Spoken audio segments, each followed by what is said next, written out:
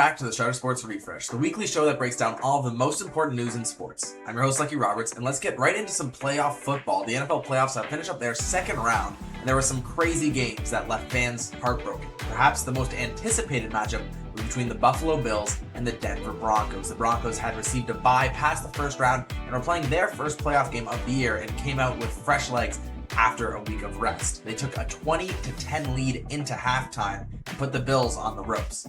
Bills quarterback Josh Allen went into beast mode in the second half, though, leading his team back into the game that would eventually go into overtime. In overtime, both teams would throw interceptions back to back, including a very controversial call, letting the pressure get to their heads. The Broncos ended up with the ball, and after a couple of some more controversial calls, with a PI one especially, the Bills ended up losing with a field goal to seal the game for the Broncos. It was also a major success story for this young Broncos team. Unfortunately for them, though, the celebration didn't last too long, as their quarterback Bo Nix ended up suffering a broken ankle on one of the last plays of the game and will be out for the rest of the playoffs. This definitely dampers the hope of Broncos fans as they move on to the conference finals.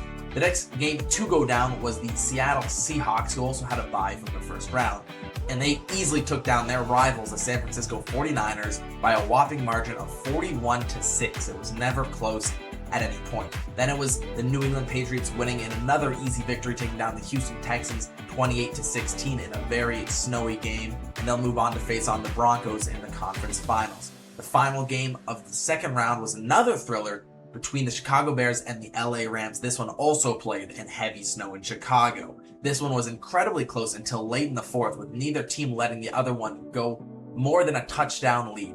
Things seemed all but lost for the Bears, though. With less than 30 seconds left, their quarterback, Caleb Williams, decided to change things. He threw a perfect pass from 40 yards away, and he was 20 yards away, run 20 yards back. While moving backwards, he reached the end zone, though, tying the game to send it to overtime.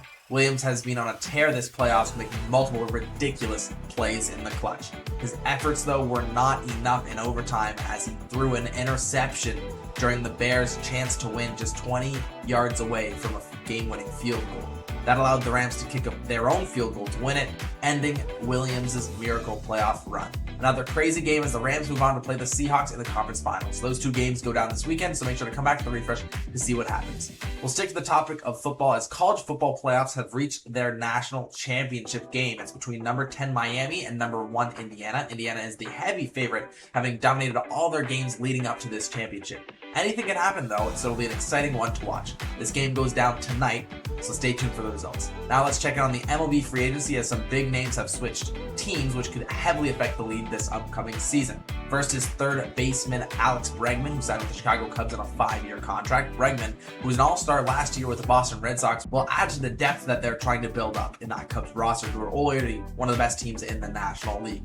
Next up, it was perhaps the biggest splash of free agency so far, with outfielder Kyle Tucker signing to the reigning champion LA Dodgers on a 4-year contract. Tucker came from the Cubs, so the Chicago lost one big name in free agency to get another one in Bregman. Tucker has been an all-star for the last 4 years and will provide a massive boost to the already incredibly dominant Dodgers, who are looking to win their 3rd straight World Series championship. Another big name was shortstop Bo Bichette, signing with the New York Mets on a 3-year contract. Bo Bichette helped lead the Toronto Blue Jays to the World Series last season and now is on his way to New York.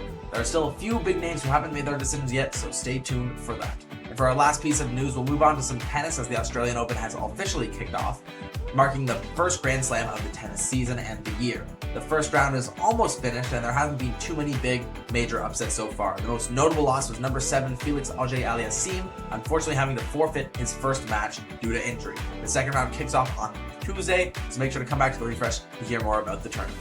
And that is it for this week's episode of the Shutter Sports Refresh. I've been your host, Lucky Roberts, and I hope you learned something today. You can check me and the writer for this episode, Finn Noel, on Instagram right here. Make sure to check the Refresh's new Instagram account, @Shutter Sports Refresh, for breaking sports news, not just a weekly recap. Thanks for watching.